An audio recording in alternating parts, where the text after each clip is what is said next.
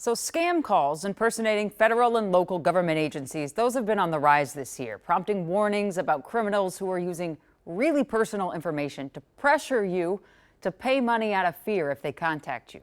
Well, tonight, Kent has one example playing out right here, right now.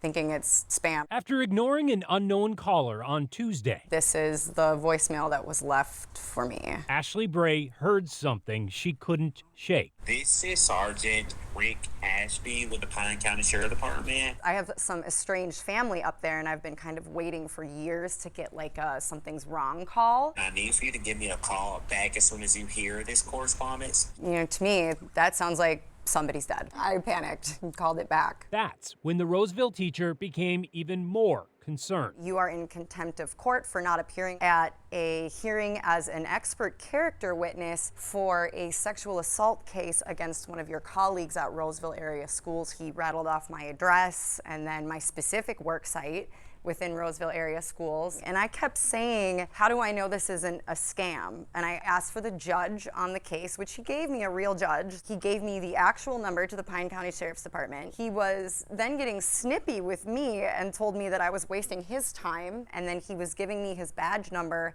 and the call dropped. Then Ashley called the real Pine County Sheriff's Office. They informed me that this was not the first time that day that that had happened. I don't know the number, but it's definitely been several. Chief Deputy Scott Grice says they warned residents about the scam on Facebook yesterday. But by this morning, the fake Sergeant Ashby even called a member of his staff, Saying that they're from the sheriff's office, even though they were calling my employee who worked at the sheriff's office and was currently working at the sheriff's office. Grice says they tried reeling the scammer in. Are you local? Can you come meet with me?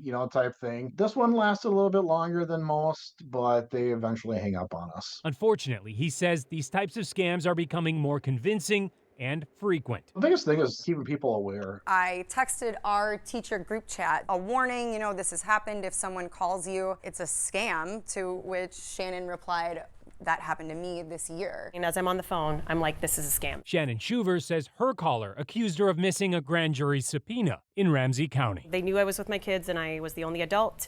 They also kind of used my teaching license potentially being taken away if it got to a criminal level. And it was enough to convince her to visit several Bitcoin ATMs and send the scammers more than $2 grand. I felt so down on myself for, months and embarrassed and shamed. But not anymore. I've been trying to spread the word. If you get that call, keep pushing, keep asking questions, because I think that's probably what happened, because I wouldn't let it go. Experts say that is good advice. Ask pointed questions, because if you simply hang up on these scammers, some have even been known to call back and increase their threats. At the end of the day, you should never give your personal information or money to anyone who calls unsolicited.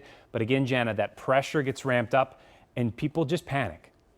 We can't have nice things anymore. Yeah. Thanks so much, Kent. We'll be right back.